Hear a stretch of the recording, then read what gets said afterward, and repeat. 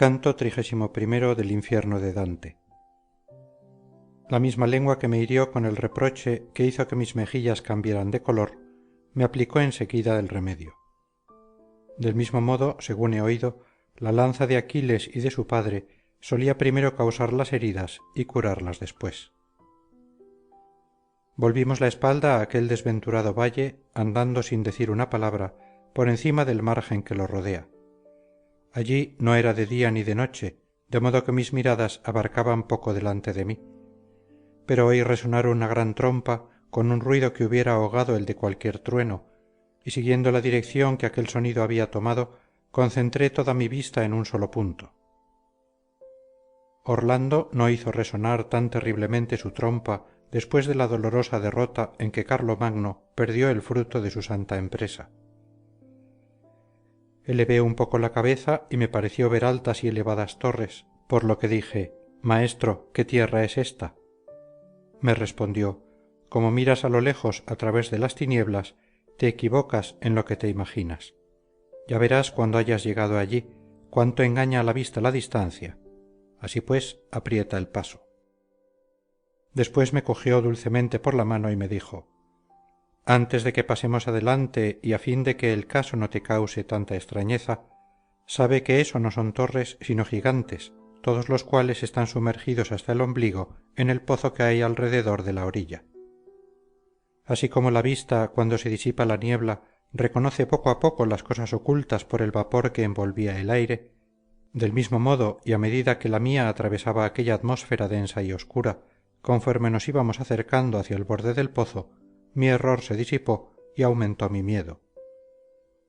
Lo mismo que Monterreggione corona de torres su recinto amurallado, así por el borde que rodea el pozo se elevaban como torres y hasta la mitad del cuerpo los horribles gigantes, a quienes aún amenaza Júpiter desde lo alto del cielo cuando truena.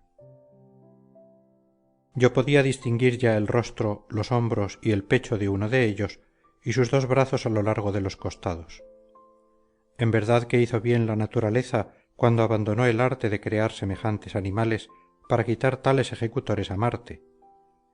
Y si ella no se arrepiente de crear elefantes y ballenas, quien lo repare sutilmente verá en esto mismo su justicia y su discreción, porque donde la fuerza del ingenio se une a la malevolencia y al vigor, no hay resistencia posible para los hombres. Su cabeza me parecía muy larga y tan grande como la piña de San Pedro en Roma, guardando la misma proporción los demás huesos. De suerte que desde la orilla, que lo ocultaba desde medio cuerpo abajo, se veía lo bastante para que 3 frisones no hubieran podido alabarse de alcanzar a su cabellera, porque yo calculaba que tendría 30 grandes palmos desde el borde del pozo hasta el sitio donde el hombre se abrocha la capa. «Rafel mai amec isabi al mi», empezó a gritar la orgullosa boca, a la que no convienen salmos más dulces, y mi guía me dijo: «Alma insensata, sigue entreteniéndote con la trompa cuando te agite la cólera u otra pasión. Busca por tu cuello y encontrarás la correa que la sujeta, oh alma turbada, y mírala cómo rodea tu enorme pecho». Después me dijo: «Él mismo se acusa. Ese es Nemrod, por cuya loca empresa el mundo se ve obligado a usar más de un lenguaje. Dejémosle estar y no lancemos nuestras palabras al viento, pues no comprende el modo de hablar de los demás, así como nadie conoce el suyo». Recorrimos pues más largo trayecto dirigiéndonos hacia la izquierda y a tiro de saeta encontramos otro gigante mayor y más fiero. No podré decir quién se enseñorease de él hasta el punto de atarlo, pero su brazo izquierdo estaba ligado por delante y el derecho por detrás por medio de una cadena que le rodeaba desde el cuello hasta el sitio de su cuerpo que salía fuera del pozo, dando 5 vueltas alrededor del mismo cuerpo. «Ese soberbio quiso experimentar su poder contra el sumo Júpiter», dijo mi guía, «por lo cual tiene la pena que ha merecido. Llámase Efialto, y dio muestras de audacia cuando los gigantes causaron miedo a los dioses. Los brazos que tanto movió entonces no los volverá a mover jamás». Y yo le dije: «Si fuera posible, quisiera que mis ojos tuviesen una idea de lo que es el desmesurado Briareo». A lo que contestó: «Verás cerca de aquí a Anteo, que habla y anda suelto, y nos conducirá al fondo del infierno. El que tú quieres ver está mucho más allá, atado y del mismo modo que éste, solo que su rostro parece más feroz. El temblor de tierra más fuerte no sacudió nunca una torre con tal violencia como se agitó repentinamente Efialto. Entonces temí la muerte más que nunca, y a no haber visto que el gigante estaba bien atado, bastaba para ello con el miedo que me poseía.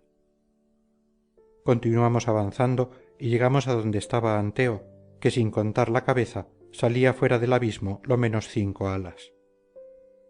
Oh tú que en el afortunado valle donde Escipión heredó tan hermosa gloria, cuando Aníbal y los suyos volvieron las espaldas, recogiste 1000 leones por presa, y que si hubieras asistido a la gran guerra de tus hermanos, según se cree, habrías asegurado la victoria a los hijos de la tierra.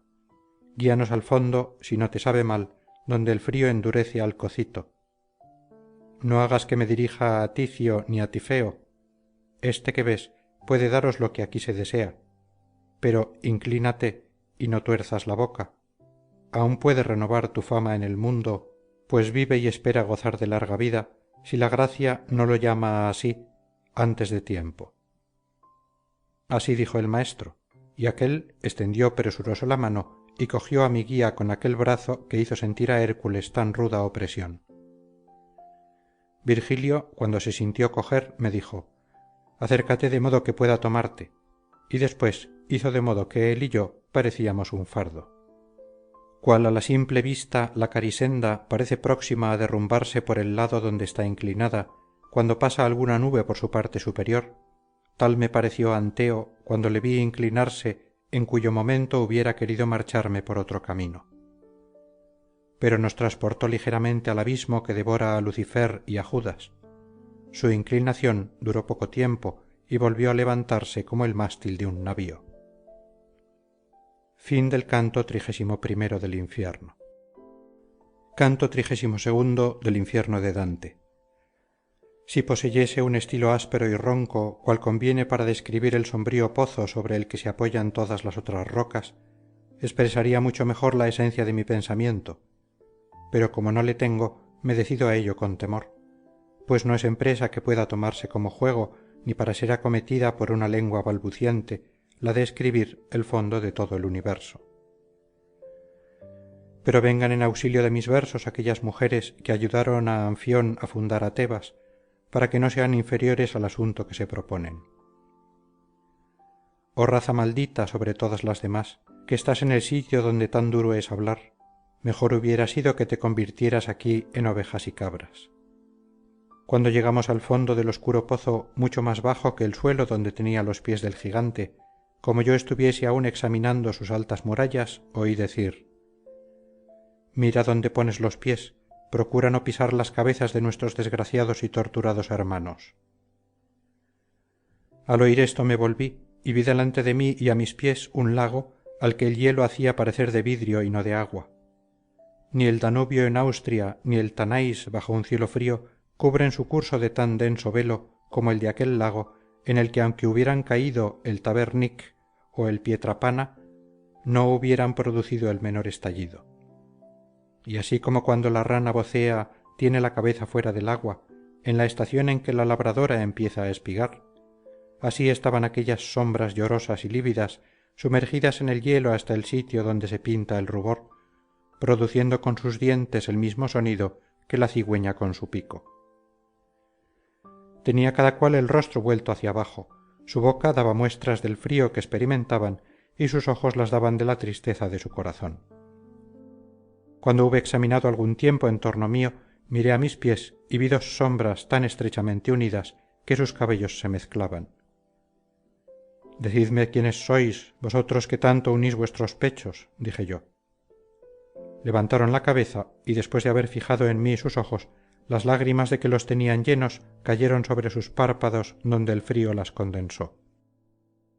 Jamás laña alguna unió dos trozos de madera tan fuertemente como se entrechocaron cual dos carneros, ambos condenados, tanta fue la ira que los dominó. Uno de ellos, a quien el frío había hecho perder las dos orejas, me dijo bajando la cabeza: ¿por qué nos miras tanto? Si quieres saber quiénes son estos dos, te diré que el valle por donde corre el Vicencio fue su patria y la de su padre, salieron de un mismo cuerpo, y aunque recorras todo el recinto de Caín, no encontrarás una sombra más digna de estar sumergida en el hielo, ni aun la de aquel a quien de un golpe rompió el pecho y la sombra, la mano de Arturo, ni la de Focaccia, ni la del que me impide con su cabeza ver más lejos, y que se llamó Sassolo Mascheroni. Si eres toscano, bien sabrás quién es. Y para que no me hagas hablar más, sabe que yo soy Camichone de Pazzi, que espero a Carlino, cuyas culpas harán aparecer menos graves las mías. Después vi otros 1000 rostros amoratados por el frío, lo que me causó tal espanto que tendré siempre ante mi vista estanques helados.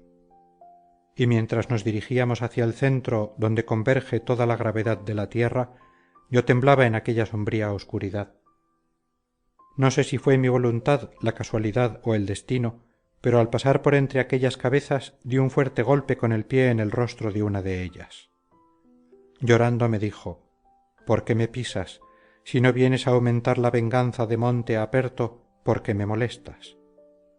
Entonces dije yo: maestro mío, espérame aquí, a fin de que ésta esclarezca una duda que tengo. Enseguida me daré cuanta prisa quieras. El guía se detuvo, y yo dije a aquel que aún estaba blasfemando: ¿quién eres tú que así reprendes a los demás?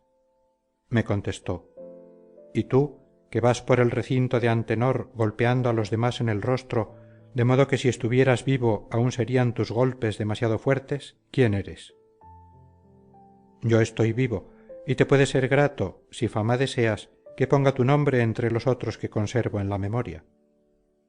A lo que repuso: deseo todo lo contrario, vete de aquí y no me causes más molestia, puesto que son inútiles tus halagos en esta cavidad. Entonces le cogí por los cabellos y le dije: es preciso que me digas tu nombre o no te quedará ni un solo cabello. Pero él me replicó: aunque me arranques los cabellos, ni te diré quién soy, ni permitiré que me veas, por más que me golpees 1000 veces en la cabeza. Yo tenía ya sus cabellos enroscados en mi mano y le habría arrancado más de un puñado de ellos, mientras él estaba aullando con los ojos fijos en el hielo, cuando otro condenado gritó: ¿qué tienes, Bocca? ¿No te basta rechinar los dientes, sino que también aullas? ¿Qué demonio te atormenta? Ahora, dije, ya no quiero que hables, traidor maldito, que para tu eterna vergüenza llevaré al mundo noticias ciertas de ti. Vete pronto, repuso, y cuenta lo que quieras, pero si sales de aquí, no dejes de hablar de ese que ha tenido la lengua tan suelta y que está llorando el dinero que recibió de los franceses. Yo vi, podrás decir, a Buoso de Duera, allí donde los pecadores están tan helados. Si te preguntan por los demás que están aquí, a tu lado tienes al de Beccaria, cuya garganta segó Florencia. Creo que más allá están Gianni de Saldaniero, con Ganeldoni y Tribaldello, que entregó a Faenza cuando sus habitantes dormían. Estábamos ya bastante lejos de aquel cuando vi a otros 2 helados en una misma fosa, colocados de tal modo que la cabeza del uno estaba como un sombrero encima de la del otro. Y como el hambriento en el pan, así el de encima clavó sus dientes al de debajo en el sitio donde el cerebro se une con la nuca. No magulló con más furor Tideo las sienes de Menalipo que aquel magulló el cráneo de su enemigo y las demás cosas inherentes a dicho cráneo. Oh tú que demuestras, por medio de tal brutal acción, el odio que tienes hacia el que estás devorando, dime qué es lo que te induce a ello, bajo el pacto de que si te quejas con razón de él, sabiendo yo qué crimen es el suyo y quiénes vosotros, te vengaré en el mundo si mi lengua no llega antes a secarse. Fin del canto 32 del infierno. Canto 33 del infierno de Dante. Aquel pecador apartó su boca de aquel horrible alimento, limpiándosela en la cabeza cuya parte posterior acababa de roer. Después empezó a hablar en estos términos: tú quieres que remueva el desesperado dolor que oprime mi corazón al pensar en él y aun antes de hablar. Pero si mis palabras son una semilla de infamia para el traidor a quien devoro, verás llorar y hablar al mismo tiempo. No sé quién eres ni de qué medios te has valido para llegar hasta aquí, pero al oírte me pareces efectivamente un florentino. debes saber que yo fui el conde ugolino y ese el arzobispo ruggieri. Ahora sabrás por qué le trato así. No es necesario manifestarte que por efecto de sus malos pensamientos y fiándome de él, fui preso y muerto después. Pero lo que no debes saber es lo cruel que fue mi muerte. Lo oirás, pues, y comprenderás si me ha ofendido. Una pequeña abertura practicada a través de la torre que por mi causa se llama hoy del hambre y en la que deben ser encerrados todavía otros muchos, me había dejado ver por su hendidura que la luna se había renovado muchas veces, cuando tuve el mal sueño que descorrió para mí el velo del porvenir. Ruggieri se me aparecía como señor y dueño, arrojando a los lobos y a los lobeznos hacia el monte que impide a los pisanos ver la ciudad de Luca. El conde Gualandi, acompañado de los Sismondi y los Lanfranchi, iba delante con perros flacos, hambrientos y amaestrados. El padre y sus hijuelos me parecieron fatigados después de una corta carrera y que se desgarraban sus costados con sus agudos dientes. Cuando desperté antes de la aurora, oí llorar entre sueños a mis hijos que estaban conmigo pidiéndome pan. Bien cruel eres si no te contristas pensando en lo que aquello anunciaba a mi corazón, y si ahora no lloras, ¿qué es lo que podrá excitar tus lágrimas? Estábamos ya despiertos y se acercaba la hora en que acostumbran a traernos nuestro alimento, pero todos dudábamos en virtud de un sueño semejante que cada cual había tenido. Yo vi clavar la puerta de la horrible torre y miré a mis hijos sin decir una palabra. No podía llorar, porque el dolor me tenía como petrificado. Ellos lloraban, y mi Anselmito dijo: ¿Qué tienes, padre, que así nos miras? Sin embargo, no lloré, ni respondí una palabra en todo aquel día, ni en la noche siguiente, hasta que salió otro sol en el mundo. Cuando entró en la dolorosa prisión uno de sus débiles rayos y contemplé en aquellos 4 rostros el aspecto que debía tener el mío, empecé a morderme las manos desesperado, y ellos, creyendo que yo lo hacía obligado por el hambre, se levantaron con presteza y dijeron: Padre, nuestro dolor será mucho menor si nos comes a nosotros. Tú vestiste nuestras miserables carnes, despójanos pues de ella. Entonces me calmé para no entristecerles más. Aquel día y el siguiente permanecimos mudos. ¡Ay, dura tierra! ¿Por qué no te abriste? Cuando llegamos al 4.º día, Caddo se tendió a mis pies, diciendo: Padre mío, ¿por qué no me auxilias? Allí murió, y como tú me ves, vi caer los 3 uno a uno entre el 5.º y el 6.º día. Ciego ya, fui a tientas buscando a cada cual, llamándolos aún 2 días después de estar muertos. Después pudo en mí más el hambre que el dolor. Cuando hubo pronunciado estas palabras con los ojos extraviados, volvió a coger aquel miserable cráneo con sus dientes que royeron el hueso como los de un perro. ¡Ah, Pisa, vituperio de las gentes del hermoso país donde el sí resuena! Pues que tus vecinos son tan lentos para castigarte, muévanse la capraia y la gorgona y formen un dique a la embocadura del Arno para que sepulte en sus aguas a todos sus habitantes, pues si el conde ugolino fue acusado de haber vendido tus castillos, no debiste someter a sus hijos a tal suplicio. Su tierna edad patentizaba, oh Nueva Tebas, la inocencia de Uguccione y Brigata y la de los otros 2 que he nombrado ya. Seguimos luego más allá, donde el hielo oprime duramente a otros condenados que estaban no ya de pie, sino con la cabeza hacia abajo. Su mismo llanto no les dejaba llorar, pues la lágrima que al salir encuentra otra condensada se vuelve adentro, aumentando la angustia. Porque las primeras lágrimas forman un dique y como una visera de cristal llenan debajo de los párpados toda la cavidad del ojo. Aunque mi rostro, endurecido por el frío como un callo, se volvió casi insensible, me pareció que sentía algún viento, por lo que dije: Maestro, ¿qué es lo que se mueve? ¿No está aquí extinguido todo vapor? A lo cual me respondió: Pronto lo sabrás. Tus ojos responderán a tu pregunta cuando veas la causa de ese viento. Y uno de los desgraciados de la helada superficie nos gritó: Oh almas tan culpables que habéis sido destinadas al último círculo, arrancadme de los ojos este duro velo a fin de que pueda desahogar el dolor que me hincha el corazón, antes de que mis lágrimas se hielen de nuevo.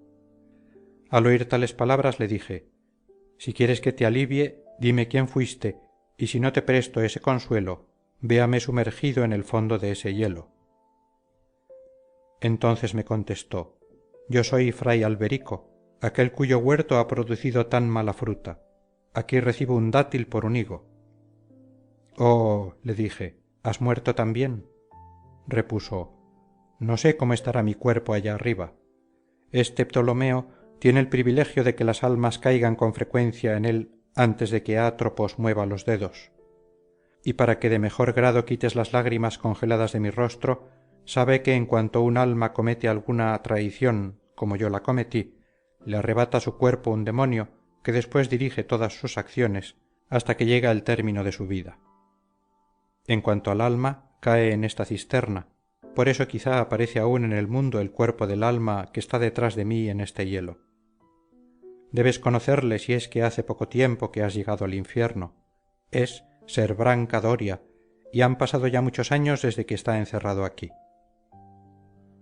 Yo creo, le dije, que me engañas, porque Branca Doria no ha muerto aún y come y bebe y duerme y va vestido. No había caído en la fosa de Malebranque, repuso aquél, Miguel Sanche, allí donde hierve continuamente la pez, cuando Branca Doria ya dejaba un diablo haciendo sus veces en su cuerpo y en el de uno de sus parientes, que fue cómplice de su traición. Extiende ahora la mano y ábreme los ojos. Yo no se los abrí, y creo que fue una lealtad el ser con él desleal. Ah, genoveses, hombres diversos, de toda clase de costumbres, y llenos de todos los vicios. ¿Por qué no os veis dispersos por el mundo? He encontrado, juntamente con el peor espíritu de la romanía, a uno de vosotros que por sus acciones tiene el alma sumergida en el cocito, mientras que su cuerpo parece que viva aún en el mundo. Fin del canto 33 del infierno. Canto 34 del infierno de Dante. Vexilla regis prodiunt inferi. Avanzan hacia nosotros. Mira hacia adelante, dijo mi maestro, por si puedes distinguirlo. Así como cuando aparece una espesa niebla, a cuando se hace de noche en nuestro hemisferio, se cree ver a lo lejos un molino cuyas aspas hace girar el viento, así me pareció ver un edificio lejano. Después, para resguardarme del viento, me puse detrás de mi guía, pues por allí no había otro abrigo. Me encontraba ya, y lleno de espanto lo digo en mis versos, en el sitio en que las sombras estaban completamente cubiertas de hielo y que transparentaban como paja en el cristal. Las unas estaban tendidas, otras derechas, aquellas con la cabeza, éstas con los pies hacia abajo, y otras por fin con la cabeza tocando a los pies como un arco. Cuando mi guía creyó que habíamos avanzado lo bastante para enseñarme la criatura que tuvo tan hermoso semblante, se colocó delante de mí e hizo que me detuviera. He ahí a Dite, me dijo, y he ahí el sitio donde es preciso que te armes de valor. No me preguntes, lector, si me quedaría entonces yerto y helado. No quiero escribirlo porque cuanto dijera sería poco. No morí ni quedé vivo. Piensa por ti, si tienes alguna imaginación, lo que me sucedería viéndome así privado de la vida sin estar muerto. El emperador del doloroso reino salía fuera del hielo desde la mitad del pecho. Mi estatura era más proporcionada a la de un gigante que la de uno de estos a la longitud de los brazos de Lucifer. Juzga, pues, cuál debía ser el todo que a semejante parte iba unido. Si fue tan bello como deforme es hoy y osó levantar sus ojos hacia su Creador, de él debe proceder sin duda todo mal. Oh, qué asombro me causó cuando vi que tenía 3 caras en su cabeza, una delante que era encarnada, las otras 2 que se unían a ésta se elevaban desde el medio del hombro yendo a reunirse a la parte superior de la cabeza. El rostro de la derecha parecía blanco y amarillo, el de la izquierda era como el de los que proceden del país por donde corre el Nilo. Por debajo de cada una de estas cabezas salían 2 grandes alas proporcionadas a semejante pájaro, y tan grandes que no he visto ninguna vela de buque que pudiera comparárseles. No tenían plumas, sino que se parecían a las del murciélago, y cuando las agitaba producía 3 vientos diferentes. El cocito estaba todo helado en derredor suyo. por sus 6 ojos derramaba lágrimas que corrían por sus 3 barbas mezcladas de sanguinolenta baba. Con los dientes de cada boca trituraba un pecador, como esos aparatos que machacan el lino, de suerte que hacía a la vez 3 desgraciados. Los mordiscos que sufría el de delante no eran nada en comparación de las heridas que le causaba Lucifer con sus garras, heridas que a veces arrancaban la piel sobre los riñones, dejándolos en descubierto. El alma que está sufriendo la mayor pena allá arriba, dijo el maestro, es la de Judas Iscariote, que tiene la cabeza dentro de la boca de Lucifer y agita fuera de ellas sus piernas. De las otras 2 que tienen la cabeza hacia abajo, el que pende de la boca negra es Bruto. Mira cómo se retuerce sin decir una palabra. El otro, que tan membrudo parece, es Casio. Pero se acerca la noche y es hora ya de partir, pues lo hemos visto todo. Según su deseo, me abracé a su cuello, aprovechó el momento y el lugar favorables, y cuando las alas estuvieron bien abiertas, aferróse a las velludas costillas de Lucifer, y de pelo en pelo descendió por entre el costado de aquél y el hielo que le rodeaba. Cuando llegamos al sitio donde están las caderas, mi guía, con fatiga y angustia, volvió la cabeza hacia donde tenía los pies y se agarró al pelo como un hombre que sube, de modo que creí que volvíamos al infierno. Sostente, me dijo jadeando como un hombre cansado, que por semejante escalera es preciso salir de esta mansión del dolor. Después salió fuera por la hendidura de una roca y me colocó sobre la orilla a fin de que me sentara, poniendo junto a mí su pie prudente. Yo levanté mis ojos y creí ver a Lucifer como le había dejado, solo que tenía las piernas en el aire. Si debí quedar turbado, juzguelo la gente de poco entendimiento, que no ha visto el sitio por donde había yo pasado. Levántate, me dijo el maestro, la ruta es larga y el camino malo, y el sol se acerca ya a la 8ª hora del día. El sitio donde nos encontrábamos no era como las alamedas que conducen a los palacios, sino que por el contrario parecía un camino cubierto, de mal piso y escaso de luz. Antes de que me saques de este abismo, maestro mío, le dije al ponerme en pie, dime algo que me aparte de un error. ¿Dónde está el hielo? ¿Y cómo es que Lucifer está en él ahora invertido? ¿Cómo es que en tan pocas horas, desde la noche a la mañana, ha recorrido el sol su carrera? Me contestó, ¿te imaginas sin duda que estás aún en el centro donde me cogí al pelo de ese miserable que atraviesa el mundo? En él te encontrabas mientras descendíamos.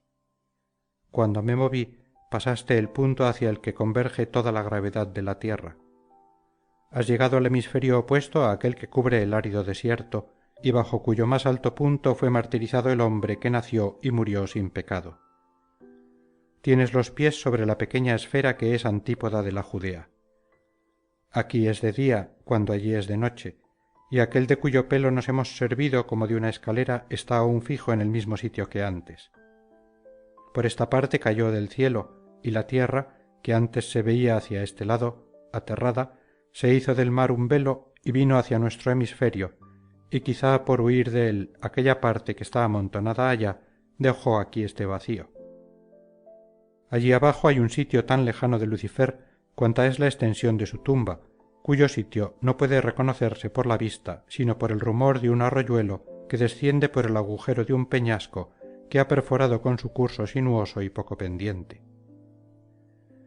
Mi guía y yo entramos en aquel camino oculto para volver al mundo luminoso, y sin concedernos el menor reposo, subimos, él delante y yo detrás, hasta que pude ver por una abertura redonda las bellezas que contiene el cielo, y por allí salimos para volver a ver las estrellas. Fin del canto 34 del infierno. Fin de El infierno. Canto primero del Purgatorio de Dante. Para navegar por mejores aguas alcanzará ahora las velas la navecilla de mi ingenio que deja tras sí un mar tan cruel, y cantaré aquel segundo reino donde se purifica el espíritu humano y se hace digno de subir al cielo. Hágase pues más apacible la lúgubre poesía, oh santas musas, puesto que soy vuestro, y eleve Calíope mi canto acompañándolo con aquella voz que produjo tal efecto en las urracas que desesperaron de alcanzar su perdón. el dulce color de zafiro oriental que se unía a lo sereno del puro aire hasta el más alto círculo reprodujo la alegría en mi vista así que salí de la atmósfera mortal que me había contristado los ojos y el corazón. El bello planeta que convida a amar hacía sonreír todo el oriente desvaneciendo el signo de Piscis que iba en pos de él. Me volví hacia la derecha y dirigiendo mi espíritu hacia el otro polo vi 4 estrellas únicamente vistas por los primeros hombres. El cielo parecía gozar con sus resplandores. Oh septentrión, sitio verdaderamente viudo, pues que te ves privado de admirarlas. Cuando cesé en su contemplación volvíme un tanto hacia el otro polo de donde el carro había ya desaparecido y vi cerca de mí un anciano solo y digno por su aspecto de tanta reverencia que un padre no puede inspirar más a su hijo. Llevaba una larga barba canosa como sus cabellos que le caía hasta el pecho dividida en 2 mechones. Los rayos de las 4 luces santas rodeaban de tal resplandor su rostro que lo veían como si hubiese tenido el sol ante mis ojos. ¿Quiénes sois vosotros que contra el curso del tenebroso río habéis huido de la prisión eterna? Dijo el viejo agitando su barba venerable. ¿Quién os ha guiado o quién os ha servido de antorcha para salir de la profunda noche que hace sea continuamente negro el valle infernal? Así se han quebrantado las leyes del abismo o se ha dado quizás en el cielo un nuevo decreto que os permite, a pesar de estar condenados, que vengáis a mis grutas. Entonces mi guía me indicó por medio de sus palabras, de sus gestos y sus miradas que debía mostrarme respetuoso, doblar la rodilla e inclinar la vista. Después le respondió: no vine por mi deliberación, sino porque una mujer, descendida del cielo, me ha rogado que acompañara y ayudara a éste. Pero puesto que tu voluntad es que te expliquemos aún más cuál sea nuestra verdadera condición, la mía no puede rehusarte nada. Este no ha visto aún su última noche, pero por su locura estuvo tan cercano a ello que le quedaba poquísimo tiempo de vida. Así es que, según he dicho, fui enviado a su encuentro para salvarle, y no había otro camino más que este por el cual me he aventurado. Le he enseñado todos los condenados y ahora pretendo hacerle ver aquellos espíritus que se purifican bajo tu autoridad. Sería largo de referir el modo cómo le he conducido hasta aquí. De lo alto baja la virtud que me ayuda a conducirle aquí para verte y oírte. Dígnate pues acoger su llegada benignamente. Va buscando la libertad que es tan querida como lo sabe el que por ella desprecia la vida. Bien lo sabes tú, que por ella no te pareció amarga la muerte en Útica, donde dejaste tu cuerpo que tanto brillara en el gran día. Por nosotros no se han revocado en el cielo los eternos decretos, pues éste vive, y Minos no me tiene en su poder, sino que pertenezco al círculo donde están los ojos castos de tu Marcia, que parece rogarte aún, oh santo corazón, que la tengas por compañera y por tuya. En nombre pues de su amor, accede a nuestra súplica y déjanos ir por tus 7 reinos. Le manifestaré mi agradecimiento hacia ti si permites que allá abajo se pronuncie tu nombre. Marcia fue tan agradable a mis ojos mientras pertenecía a la tierra, dijo él entonces, que obtuvo de mí cuantas gracias quiso. Ahora que habita a la otra parte del Aqueronte, no puede ya conmoverme a causa de la ley que se me impuso cuando salí fuera de mi cuerpo. Pero si una mujer del cielo te anima y te dirige, según dices, no tienes necesidad de tan laudatorios ruegos. Me basta con que me supliques en su nombre. Ve pues, haz que ése se ciña con un junco sin hojas y que se lave el rostro de modo que quede borrada en él toda mancha, porque no conviene que se presente con la vista ofuscada ante el primer ministro que es de los del paraíso. Esa pequeña isla que ves allá abajo produce, en torno suyo y por donde la combaten las olas, juncos en su tierra blanda y limosa. Ninguna clase de plantas que eche hojas o que se endurezca puede existir ahí porque le sería imposible doblegarse a los embates de las olas. Después no volváis por esta parte, el sol os enseñará el sitio donde debéis encontrar en el monte una salida más fácil. Al decir esto desapareció. Me levanté sin hablar, me coloqué junto a mi guía y levanté hacia él mis ojos. Entonces empezó a hablarme de este modo: Hijo mío, sigue mis pasos, volvamos atrás, porque esta llanura va descendiendo siempre hasta su último límite. El alba vencía ya al crepúsculo matutino que huía ante ella, y desde lejos pude distinguir las ondulaciones del mar. Íbamos por la llanura solitaria, como hombre que busca la senda que ha perdido y cree caminar en vano hasta que logra encontrarla. Cuando llegamos a un sitio en que el rocío resiste al calor del sol y protegido por la sombra se deshace poco a poco, puso mi maestro suavemente sus dos manos abiertas sobre la fresca hierba, y yo, comprendiendo su intento, le presenté mis mejillas cubiertas aún de lágrimas y en las que por su mediación apareció de nuevo el color de que las privó el infierno. Llegamos pues a la orilla desierta, que no vio nunca navegar por sus aguas a hombre alguno capaz de salir de ellas. Allí me hizo un cinturón según la voluntad del otro, y oh maravilla, cuando arrancó la humilde planta volvió otra a renacer súbitamente en el mismo sitio de donde había arrancado aquella. Fin del canto primero del Purgatorio. Canto segundo del Purgatorio de Dante. Ya había llegado el sol al horizonte cuyo meridiano cubre a Jerusalén por su punto más elevado, y la noche, que opuesta a él rodea el hemisferio contrario, salía fuera del Ganges con las balanzas que se le caen de las manos cuando el día es más largo que ella, de modo que donde yo me encontraba, las blancas y sonrosadas mejillas de la aurora tomaban un tinte anaranjado por ir teniendo ésta mucho tiempo. Nos encontrábamos aún en la orilla del mar, como quien piensa en el camino que debe seguir y cuyo espíritu anda mientras su cuerpo permanece quieto. Pero así como cuando se acerca la mañana, Marte, a través de los densos vapores, se enrojece hacia poniente sobre las aguas marinas, así se me apareció, y ojalá pudiera verla otra vez, una luz que venía tan rápidamente por el mar que sus movimientos no se parecían a vuelo alguno. Habiendo apartado mi vista de aquella luz para interrogar a mi guía, la volví a ver de nuevo más luminosa y más grande, pues por todos lados se me aparecía un no sé qué blanco, de donde salía también, a intervalos, otro objeto blanco como el primero. Mi maestro no dijo una palabra hasta que las primeras formas blancas abrieron las alas. Entonces, reconociendo bien el gondelero, exclamó: «Dobla, dobla desde luego la rodilla. He aquí el ángel de Dios. Une las manos, nunca verás semejantes ministros del Señor. Mira cómo desdeña los medios humanos, pues no necesita remo ni otras velas que sus alas entre tan apartadas orillas. Mira cómo las tiene elevadas hacia el cielo, agitando el aire con las antiguas plumas que no se mudan como el cabello de los mortales.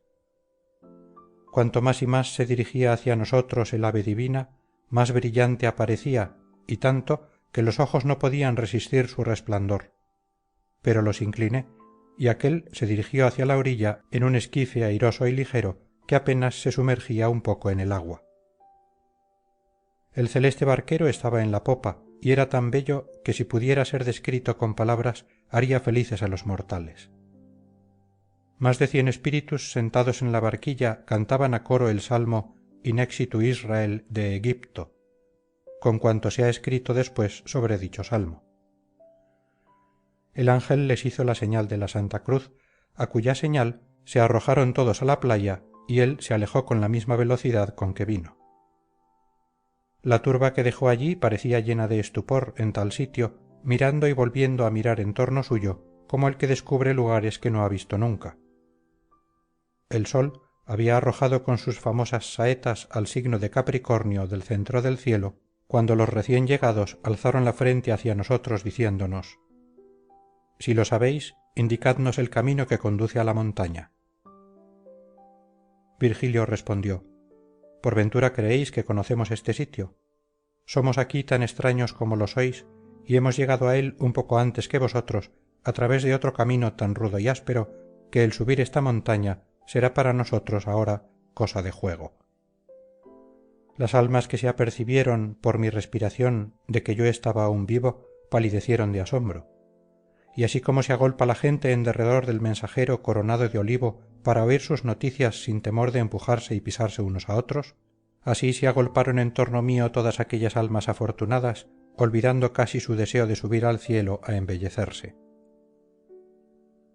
Vi una de ellas que se adelantó para abrazarme con tales muestras de afecto qué me movió a hacer lo mismo con ella. Pero oh sombras vanas, excepto para la vista. 3 veces quise rodearla con mis brazos, y otras tantas volvieron éstos a caer solos sobre mi pecho.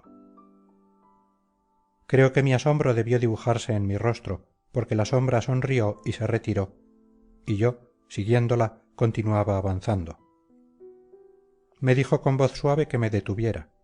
Entonces conocí quién era y le rogué que se parase un momento para hablarme. Respondióme: lo mismo que te amaba con mi cuerpo mortal, te amo también desprendida de mi cuerpo, por eso me detengo, pero tú, ¿por qué vienes aquí? Casella mío, hago este viaje para volver al mundo de los vivos donde permanezco aún. Pero a ti, ¿cómo es que se te ha negado por tanto tiempo el venir a este sitio? Me respondió: si aquel que arrebata a quien y cómo le place me ha negado muchas veces este pasaje, no se ha cometido conmigo ninguna injusticia, porque es justo cuanto él ordena. En verdad ha recogido de 3 meses a esta parte a cuantos han querido entrar con toda paz.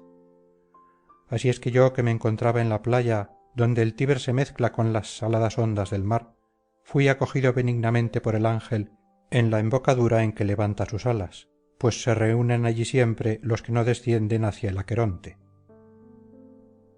Y yo le dije: si alguna nueva ley no te quita la memoria o el uso de aquellos cantos amorosos que solían colmar todos mis deseos, dígnate consolar un poco mi alma, que viniendo aquí con su cuerpo se ha angustiado tanto.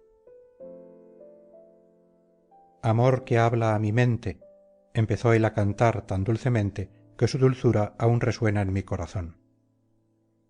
Mi maestro y yo, y las sombras que allí estaban, parecíamos tan contentos como si no tuviéramos otra cosa en el pensamiento. Estábamos absortos y atentos a sus notas cuando apareció el venerable anciano exclamando: ¿qué es esto, espíritus perezosos? ¿Qué negligencia, qué demora es esta? Corred al monte a purificaros de vuestros pecados, que no dejan a Dios penetrar hasta vosotros. Como las palomas reunidas para robar el trigo o la cizaña cuando se dirigen tranquilamente hacia su alimento, sin hacer oír su arrullo acostumbrado, si parece alguna cosa que les inspire miedo, abandonan súbitamente la que han robado porque las sobrecoge mayor cuidado. Así vi yo a aquellas almas recién llegadas dejar el canto y dirigirse hacia la costa, como un hombre que anda sin saber dónde irá a parar. Nuestra huida no fue tampoco menos rápida. Fin del canto segundo del Purgatorio. Canto tercero del Purgatorio de Dante. Mientras que tan repentina huida dispersaba por la campiña aquellas almas que se volvían hacia la montaña donde la justicia divina nos castiga, me acerqué a mi fiel compañero. Pues, ¿cómo habría podido sin él seguir mi viaje? ¿Quién me habría sostenido al subir por la montaña? Me pareció que mi guía sentía algún remordimiento. Oh conciencia digna y pura, qué amargo roedor es para ti la más pequeña falta. Cuando sus pies cesaron de caminar con aquella precipitación que despoja a toda acción de decorosa nobleza, mi mente, desechando el pensamiento que la preocupaba, se volvió atenta a contemplar otras muchas cosas de que estaba deseosa, y dirigí mis miradas hacia el monte que se eleva hacia el más alto cielo. El sol, que tras mí despedía su luz rojiza, quedaba interceptado por mi cuerpo en el que se apoyaban sus rayos. Volvíme hacia un lado, temeroso de verme abandonado, cuando vi que sólo delante de mí se oscurecía la tierra y mi sostén. ¿Por qué tal desconfianza aún? Empezó a decirme vuelto hacia mí. ¿No me crees contigo? ¿Te figuras que ya no te guío? Espero se encuentra ya allí donde está sepultado el cuerpo en el que yo formaba sombra. Nápoles lo posee por habérselo quitado a Brindis. Si ahora no se proyecta alguna sombra delante de mí, no debe admirarte más que el espectáculo de los cielos, en donde no existe rayo que proyecte su sombra sobre otro rayo. La virtud divina hace que nuestros cuerpos, aunque no sean parecidos a los que tuvimos en el mundo, sufran tormentos, calor y frío, pero ella no ha querido revelarnos cómo opera tal maravilla. Insensato es el que espera que nuestra razón pueda recorrer el infinito espacio que se requiere para comprender cómo Dios sea una sola sustancia en 3 personas.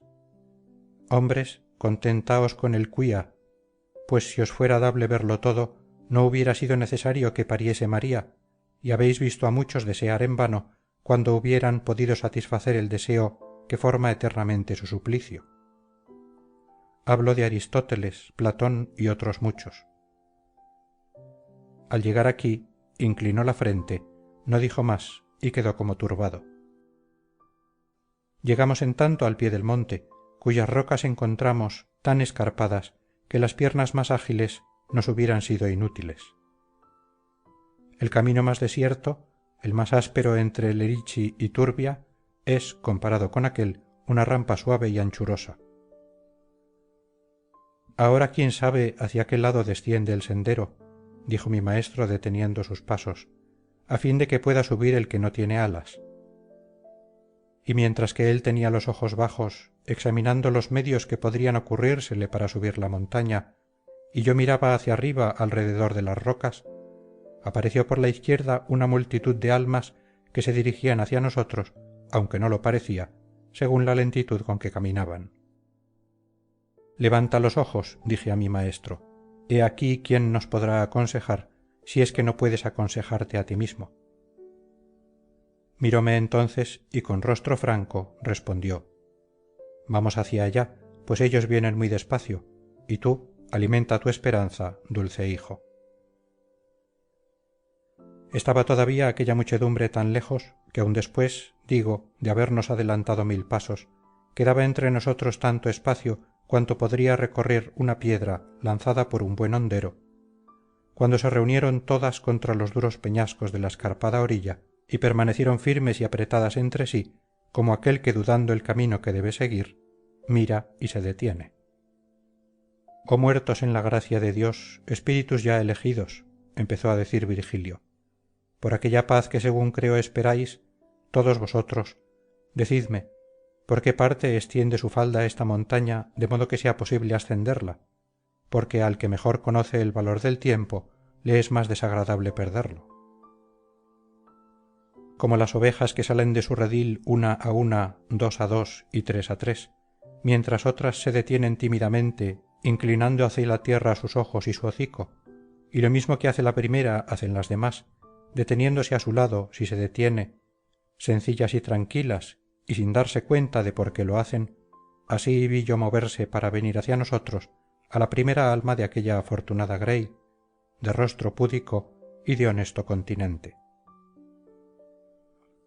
Cuando observaron que la luz se quebraba delante de mí y hacia mi derecha, de modo que se proyectaba la sombra desde mí a la gruta, se detuvieron y aun retrocedieron algún tanto, y todas las que venían detrás, sin saber por qué, hicieron lo mismo. Sin necesidad de que me lo preguntéis, os confieso que el que veis es un cuerpo humano, por cuya causa la luz del sol está cortada en el suelo. No os asombréis, pero creed que si pretende subir por esa cuesta, lo hace inducido por virtud celestial. Así habló mi maestro, y aquella noble multitud, volved, dijo, caminad, pues, delante de nosotras, y al mismo tiempo nos hacían señas con el dorso de las manos. Una de ellas exclamó: Quienquiera que seas, andando como vas, vuelve el rostro hacia mí y procura recordar si me has visto en el mundo alguna vez. Yo me volví hacia ella y la miré fijamente. Era rubia, bella y de gentil aspecto, pero tenía dividida una de sus cejas por una herida. Cuando le manifesté humildemente que no la había visto nunca, me dijo: Mira, pues, y enseñóme una herida en la parte superior de su pecho. Después añadió sonriendo: Yo soy Manfredo, nieto de la emperatriz Constanza. Te ruego, pues, que cuando vuelvas a la tierra vayas a visitar a mi graciosa hija, madre del honor de Sicilia y de Aragón, y dile la verdad si es que se ha dicho lo contrario. Después de tener atravesado mi cuerpo por 2 heridas mortales, me volví llorando hacia aquel que voluntariamente perdona. Mis pecados fueron horribles, pero la bondad infinita de Dios tiene tan largos los brazos que toma lo que se vuelve hacia ella. Si el pastor de Cosenza, que fue enviado por Clemente para cazar mis huesos, hubiese leído bien en aquella página, mis huesos estarían aún en la cabeza del puente, cerca de Benevento, bajo la salvaguardia de las pesadas piedras. ahora los moja la lluvia, el viento los impele fuera del reino, casi a la orilla del verde, donde los hizo transportar sin honras de ninguna clase. Pero por su maldición no se pierde el amor de Dios, de tal modo que no vuelva nunca, mientras reverdezca la flor de la esperanza. Es verdad que el que muere contumaz para con la Santa Iglesia, por más que al fin se arrepienta, debe estar fuera de esta orilla, un espacio de tiempo 30 veces mayor del que vivió en contumacia, a menos que no se abrevie merced a eficaces ruegos. Calcula pues lo dichoso que puedes hacerme revelando a mi buena Constanza cómo me has visto, y la prohibición que pesa sobre mí, que puede alzarse por los ruegos de los que existen allá arriba. Fin del canto tercero del Purgatorio.